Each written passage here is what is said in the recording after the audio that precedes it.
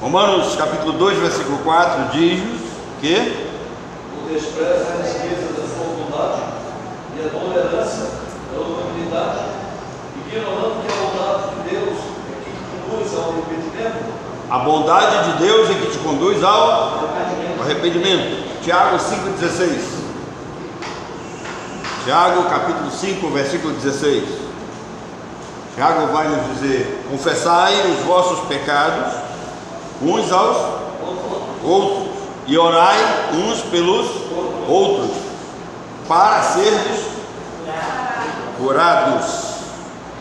Bem, irmãos, observando aí o primeiro texto lido, nós vamos identificar dois pontos ligados ao arrependimento. Primeiro, Paulo diz que os homens que desconhecem a salvação de Deus, eles acabam negligenciando que eles foram levados à salvação pela bondade de Deus. E também um esclarecimento para os salvos, de que é a bondade de Deus, foi a bondade de Deus que nos conduziu ao arrependimento. Ou seja, Paulo está dizendo que a bondade de Deus, por meio da graça especial, nos levou à salvação, nos conduziu à salvação. E isso foi realizado por meio do Espírito Santo. Tiago vai nos dizer que nós temos que, depois de salvos, mesmo crentes, nós vamos ter problemas e dificuldades com relação a erros e pecados, e aí ele diz para que nós nos juntássemos, confessássemos essas faltas uns aos outros, orássemos uns pelos outros, para que fôssemos sarados. Ou seja, ele não está falando de salvação, ele está falando de um alívio para a alma, ele está falando do restabelecimento de uma comunhão perdida com Deus. Então, quando se fala em arrependimento, esse é um dos primeiros temas que nós ouvimos no início da nossa conversão e no início da nossa caminhada como crentes. Vários autores, eles já escreveram sobre o assunto, mas até hoje pouquíssimos crentes, eles entendem como funciona na prática essa questão do arrependimento. Tanto é que na grande maioria das igrejas, que hoje se denominam cristãs, é ensinado que o crente perde a salvação. Isso acontece porque seus líderes, isso acontece porque seus membros não entenderam que há duas vertentes ou duas vias muito claras dentro do arrependimento. Existe uma via primária e uma via secundária. O arrependimento primário é operado pelo Espírito Santo no momento da conversão. Homem morto em delitos e pecados, o Espírito Santo conduz esse homem à salvação, convencendo esse homem do pecado, da justiça e do juízo. Então esse homem é levado a crer. É como tem uma expressão de ser levado pelo braço, ele é tomado por força. O Espírito Santo faz isso. O secundário também é operado pelo Espírito Santo e acontece no âmbito da santificação progressiva. Então, no momento em que você é convertido, você creu, você passa a ser crente, salvo em Jesus Cristo. Isso não significa que você se tornou um ser perfeito. Isso significa que na sua vida diária você vai continuar lutando com questões pecaminosas, com erros pessoais, falta de amadurecimento por causa do conhecimento da palavra e falta de doutrinamento. Então, no decorrer da sua vida, você vai ter quedas, você vai ter falhas, você vai ter escorregões, mas você está salvo e Deus vai tratar você dentro daquilo que chamamos de santificação progressiva, que é uma vida cristã ascendente. À medida em que você vai tomando conhecimento, à medida que você vai sendo doutrinado, você vai deixando esses pecados para trás.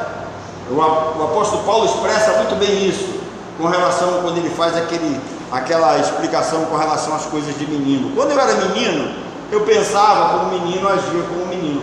Quando eu deixei de ser menino, eu também deixei para trás as coisas de menino. Então, duas vertentes dentro da questão do arrependimento. Um primário. O arrependimento primário é aquele que salva, e o arrependimento secundário é aquele que mantém a comunhão com Deus. Então, uma via apresenta o arrependimento que salva, é esse arrependimento que foi pregado por Jesus, por João Batista e pelos apóstolos. Arrependei-vos, porque é chegado o reino dos céus.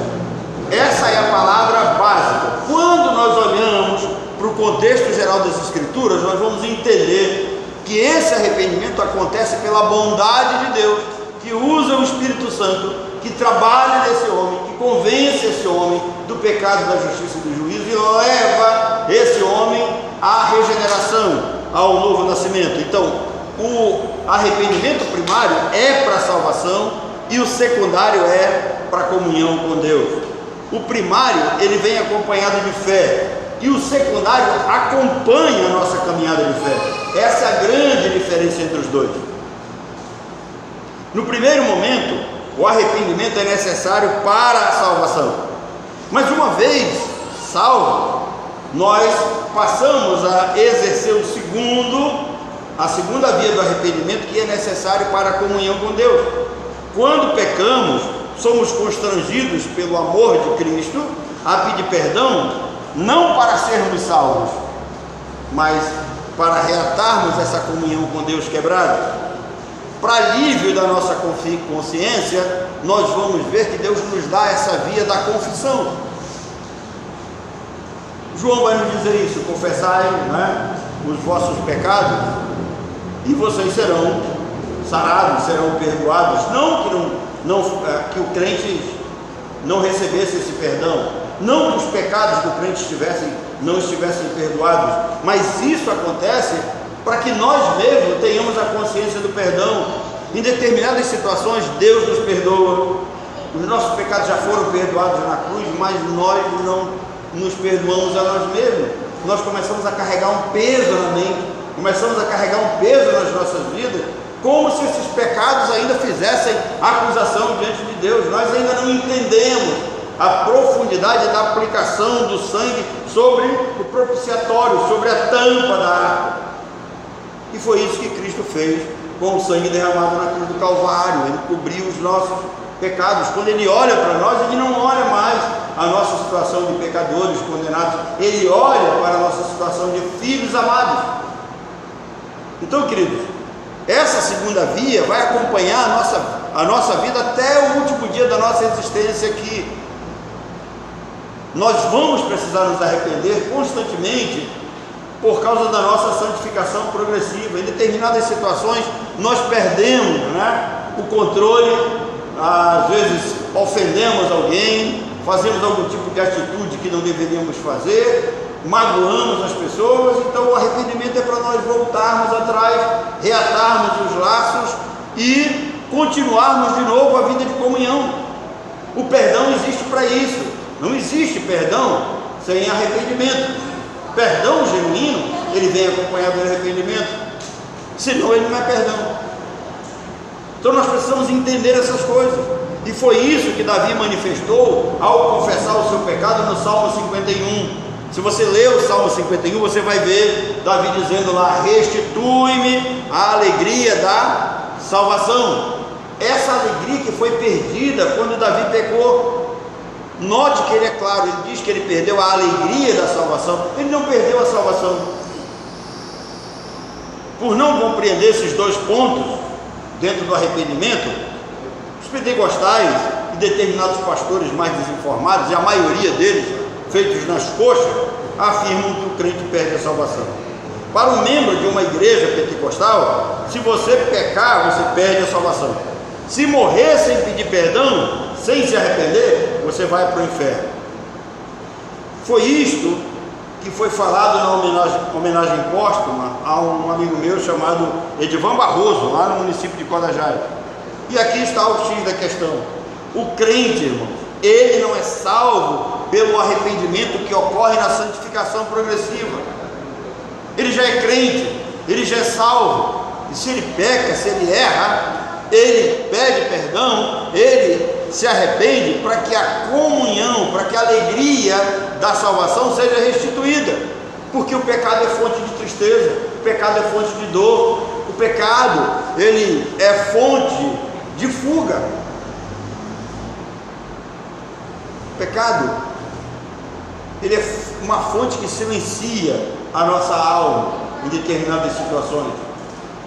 Nós perdemos a alegria, nós perdemos o prazer de fazer as coisas, muitos perdem até o prazer de viver. Então nós temos que entender isso. Você já foi salvo, se é salvo, está perdoado, e se está perdoado, você não precisa viver como se estivesse condenado. Por isso que Jesus diz: olha, lancemos, tá? Lancem sobre mim esse fardo pesado que vocês carregam, eu vou carregar por vocês. Não vos condenem a vocês mesmos, tomem o meu jugo, que é suave. O fardo que eu estou colocando sobre vocês é um fardo leve. Então nós precisamos entender isso, porque o crente, ele é salvo pelo arrependimento primário. Esse arrependimento primário, ele vem acompanhado de fé, acontece no momento da conversão. Depois que nós ouvimos a palavra da verdade, o evangelho da nossa salvação, tendo nele crido, nós fomos selados com o Santo Espírito da promessa, e uma vez selado, salvo para sempre. Nossos erros e pecados não nos condenam mais. Como é que o Antigo Testamento trata isso para nós? Uma vez perdoados, Deus pega os nossos pecados e Ele joga para o mar do esquecimento. Mas o pentecostal, o assembleano, o pastor que prega a perda da salvação, ele não vê dessa forma. Ele chama Deus de mentiroso, porque Deus jogou os pecados para o mar do esquecimento, mas ele vai lá buscar no mar do esquecimento e diz: não, você está condenado, você perdeu a salvação. Então precisamos entender isso. Paulo é claro ao dizer: ouviu, creu, foi selado. Se foi selado, está salvo, e se está salvo para sempre. A culpa e a penalidade, elas foram canceladas na cruz. Colossenses 2:14 em diante.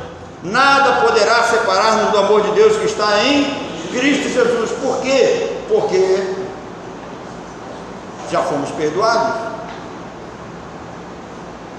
Eu lembro de Pedro, quando ele se arrepende, ele fica naquele estado de tristeza, e ele não se perdoa. É preciso Jesus ir até ele. Ele diz: Pedro, tu me amas? Ele diz: Senhor, tu sabes que eu te amo. Então, Pedro, se você me ama, cuida das minhas ovelhas, tá? Escolhi você para ser apóstolo. Não se preocupe com o que aconteceu com você. O que aconteceu com você, nós vamos resolver isso na cruz. E depois Jesus aparece de novo e diz: olha, já está perdoado, está resolvido, cuida das minhas ovelhas. Tira isso da sua mente, limpa a sua cabeça. Confie em mim, eu vim trazer para vocês uma vida eterna, não é temporário.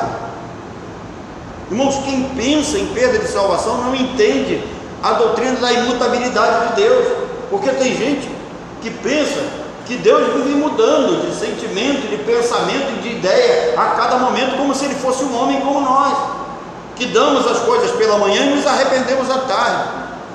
Deus não se arrepende, Deus não volta atrás.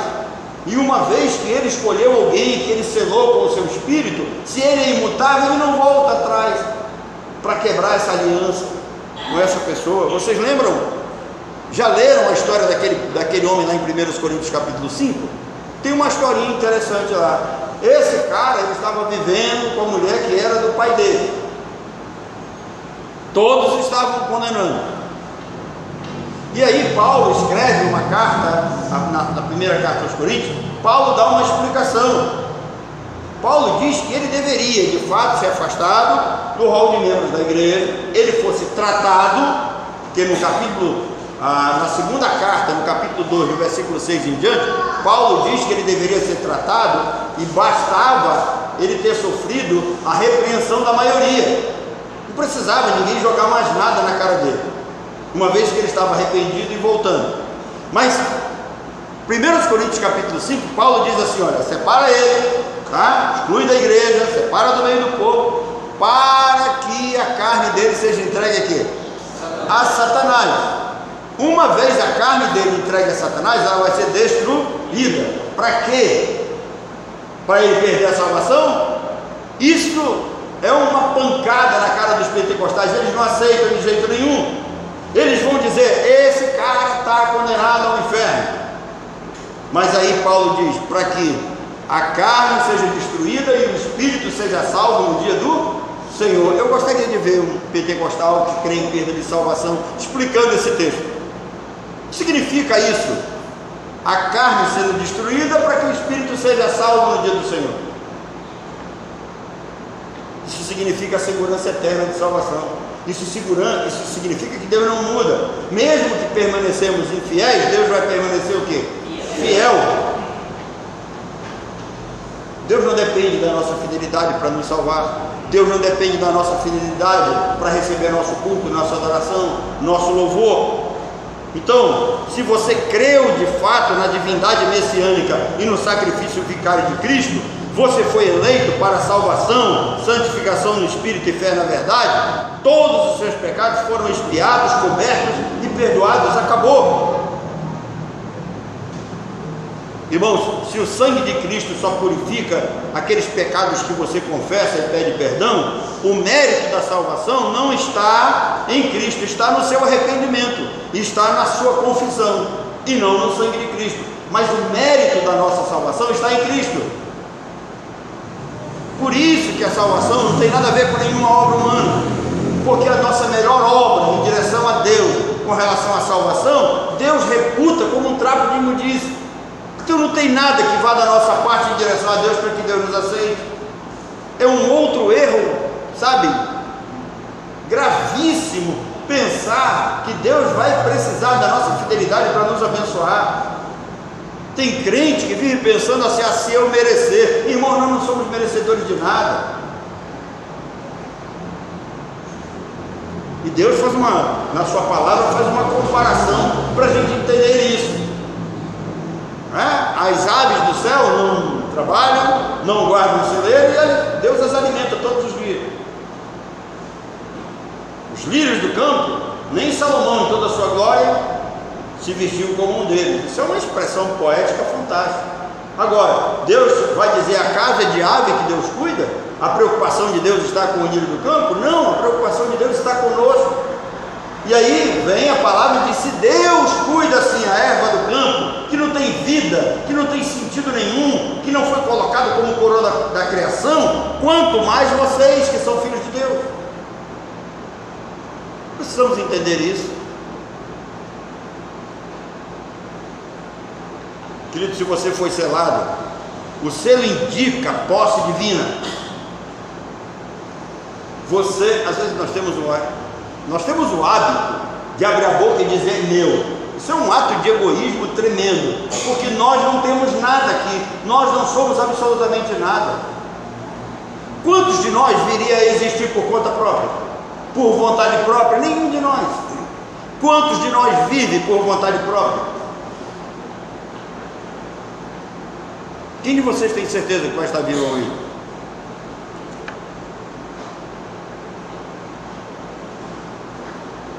Tem gente que pensa que aquela expressão "se Deus quiser" é ditado, né? Não, querido. Nós lemos 1 Timóteo 5. Você leia lá, cuidado, 1 Timóteo 5.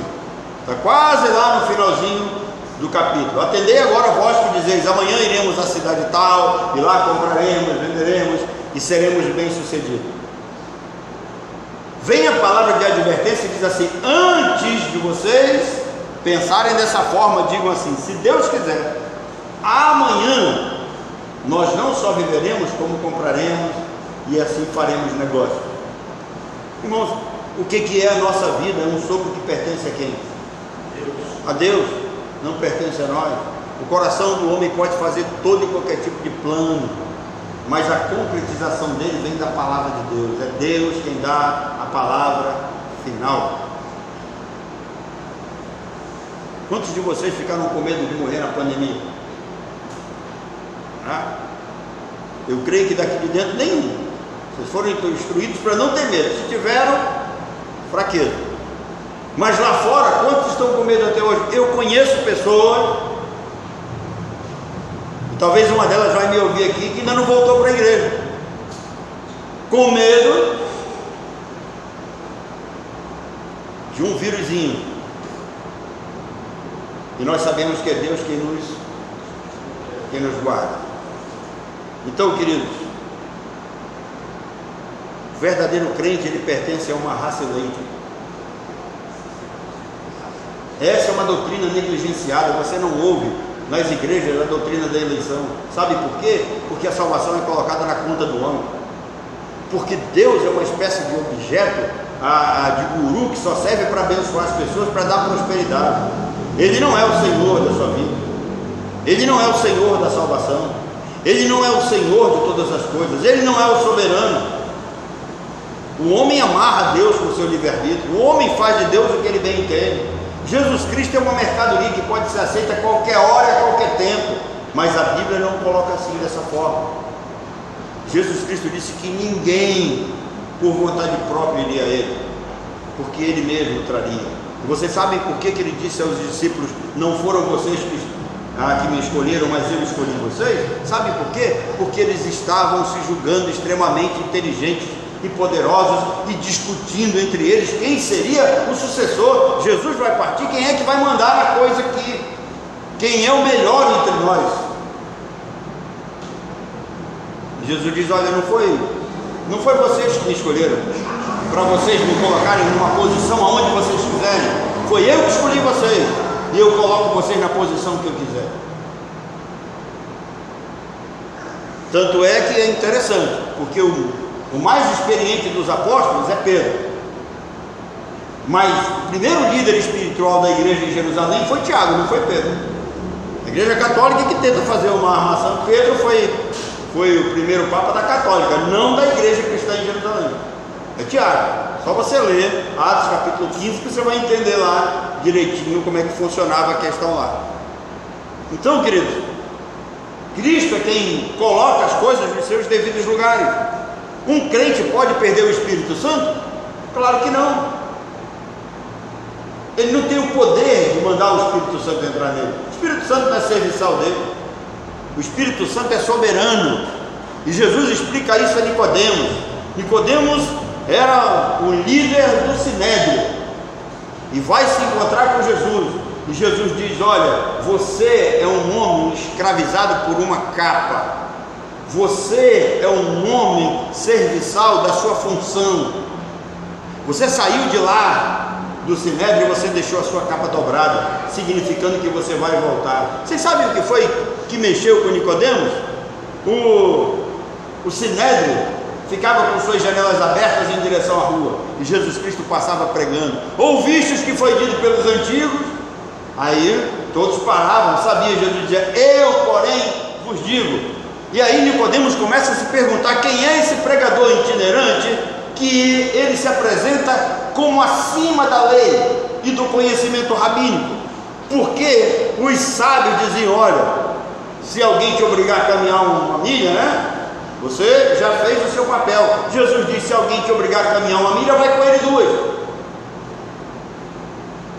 Jesus diz: vocês ouviram o que os antigos disseram, olho por olho, dente por dente. Eu, porém, vos digo: se alguém te der uma tapa de um lado, não oferece o outro.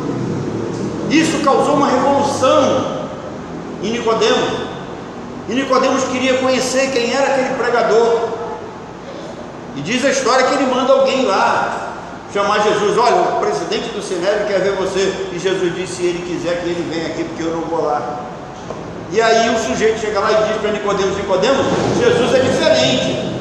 Ele não é esses teus cupichos que você manda chamar e ele vem aqui. Jesus disse: se você quiser, você vai ter que ir lá com ele. Irmãos, eles viviam dentro de um palácio fechado, e eles olhavam que pelo lado de dentro eles eram os santos, e quem estava do lado de fora eram os impuros e perfeitos. Eles não caminhavam na rua no meio das pessoas, porque eles poderiam ser contaminados. E Jesus disse: se você quiser conhecer o reino de Deus, você vai ter que sair dessa prisão que você se encontra, vai ter que se encontrar comigo aqui fora. Você vai ver que o verdadeiro santo não se contamina.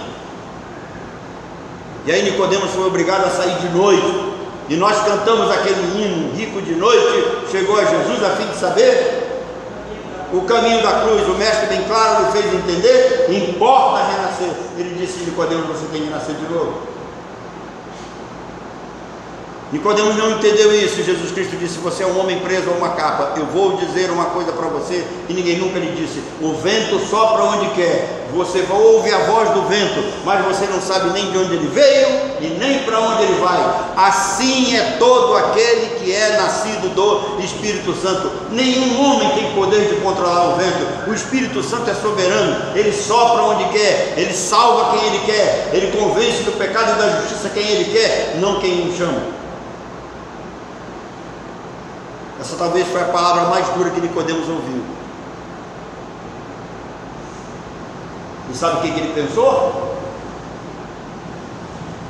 Eu não tenho forças para me livrar de onde estou. E ele volta para o Sinédrio.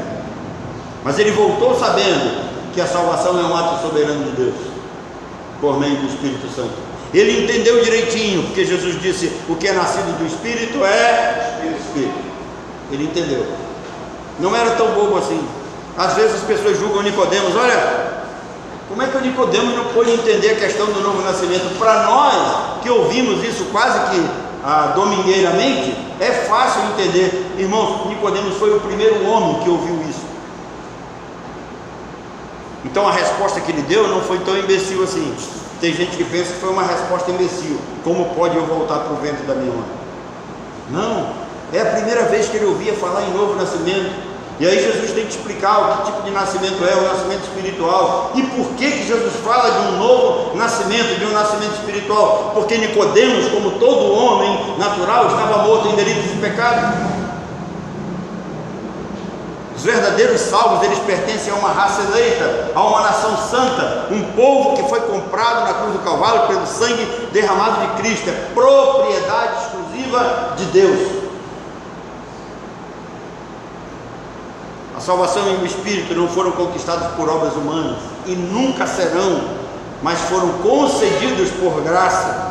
Não recebemos a salvação e o selo do Espírito por nossa fé, nem por nossas obras, muito menos por esforço próprio. Se fosse algo conquistado pelas ações humanas, obviamente nós poderíamos perder por ações humanas, mas não foram. Foi algo que nos foi imputado. Foi algo que nos foi dado por Deus. Se foi Deus que deu, é impossível perder tanto a salvação quanto o selo do Espírito. Se você peca em alguma área que é frágil da sua vida, a sua salvação não pode ser perdida. No momento da regeneração, o crente recebe dois intercessores: um judicial, que é Cristo, e um residente, que é o Espírito Santo. Irmãos, como o verdadeiro crente vai perder a salvação se no momento que ele é selado, ele recebe dois intercessores? E aí vocês precisam entender, esses dois intercessores na Bíblia é aquilo que o grego chama de paracletos. Eles são advogados, eles são intercessores, eles agem em favor dos salvos diante de Deus. Como é que eu vou perder a minha salvação se Cristo é meu advogado e se o Espírito Santo intercede por mim diante de Deus? Só um sujeito muito ignorante teologicamente para acreditar nisso. Por isso que Paulo tripudia. Ele diz: ô morte, onde é que está a tua vitória? Onde é que está, morte? Ele diz: graças a Deus que em Cristo Jesus aqueles que estavam longe foram reaproximados.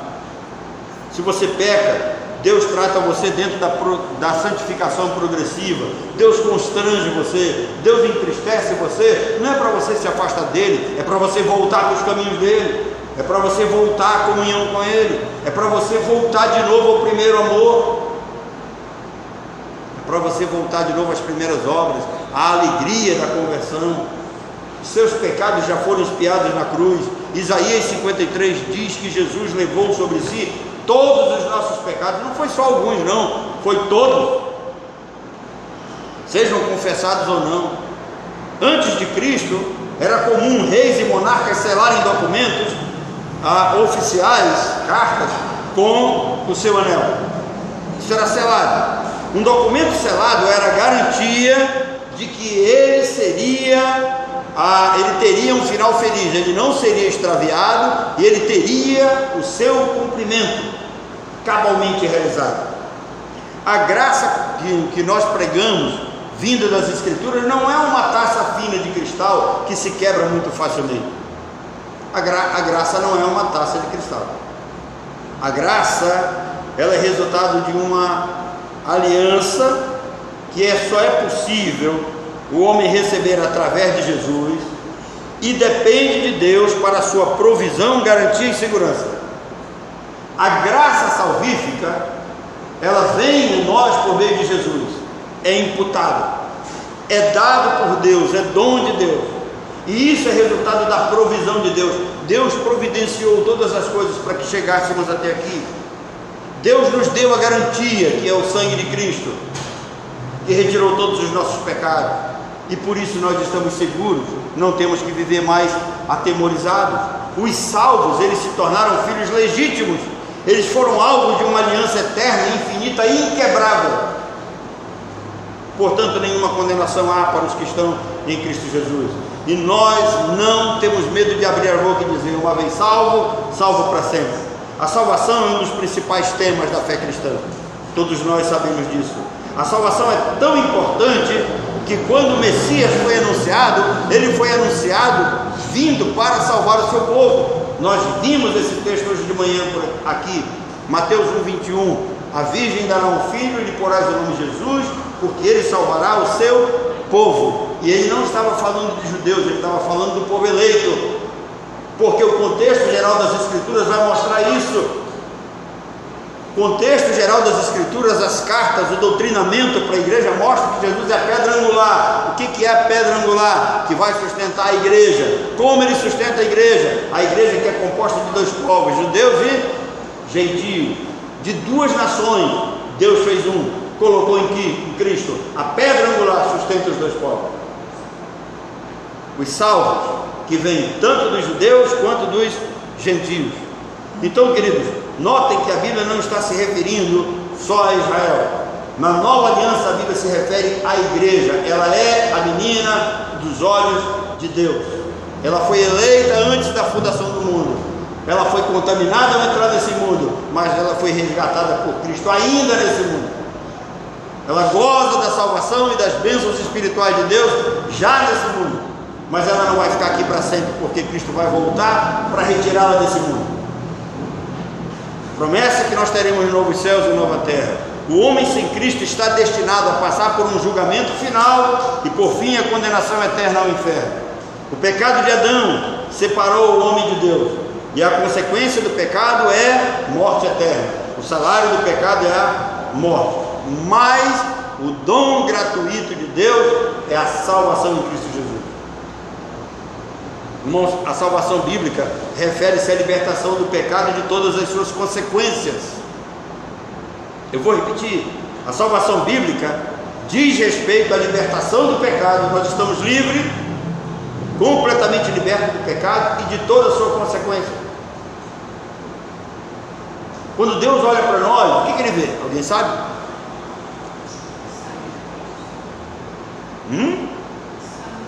Ele vê o sangue do Cordeiro. Ele não vê os nossos pecados, eles foram cobertos. Essa expressão que Jesus usa na cruz, está confirmado, significa o ato eficaz de um libertador que não depende do homem. Jesus, ele é o salva-vidas que vem ao encontro de Pedro sem exigir ou depender nada do velho apóstolo. Vocês lembram desse episódio? Pedro diz: Senhor, se és tu, manda que eu vá até aí contigo. E aí Jesus diz: vem. E Pedro está caminhando sobre as ondas, sobre as águas. Agora, presta atenção, Pedro acha que ali já depende dele. Ele se acha extremamente seguro, e ele tira os olhos de Jesus. E quando ele tira os olhos de Jesus, ele começa a olhar as ondas, a força do vento, e na cabeça dele ele deve ter pensado assim: eu pesquei a minha vida toda nessas águas, eu sei o quanto ela é perigosa, eu vou afundar. E ele começa a afundar. Isso significa que todos os recursos que o homem tem para a sua salvação é insuficiente. Ou seja, eu vou colocar melhor a frase: todos os recursos que o homem pensa que tem para ser salvo é insuficiente para salvá-lo. E nesse mar pecaminoso em que ele se encontra, ele vai afundar. Então ele precisa do salva-vidas Jesus que chegue lá e lhe dê a mão. É isto que significa a salvação. O homem, num tremendal de lama, sem nenhuma condição de ser salvo, Cristo vai lá e arranca ele de lá. Então Jesus é o salva-vida que veio ao nosso encontro. Irmãos, a salvação é um ato divino, resultado da vontade soberana do Senhor, que gera um novo ser dentro de um homem morto em delitos e pecados, dentro de um homem preso às suas transgressões e ofensas. O morto espiritual, na regeneração, ele foi recriado para uma nova vida. E aí agora ele está debaixo da graça de Deus. E a graça não é uma taça de cristal que rompe facilmente. Que Deus nos abençoe, que Ele nos ensine isto a cada dia. Vamos repensar aqui a questão do nosso tema. A questão do arrependimento tem duas vias muito claras. Uma no início da nossa conversão, uma vez arrependido, uma vez convertido, uma vez salvo para sempre. Mas isso não significa que não vamos ter problema com o pecado. No decorrer da nossa vida, quando pecarmos, o que temos que fazer? Confessar esses nossos pecados. Para quê? Para que a nossa alma não seja abatida, para que a nossa vida não se torne triste, para que a nossa salvação não se torne sem sentido. Mas essa confissão tem que ser feita nos moldes da confissão de Davi. Restitui-me a alegria da salvação. E assim deve ser. Que Deus nos abençoe. Amém?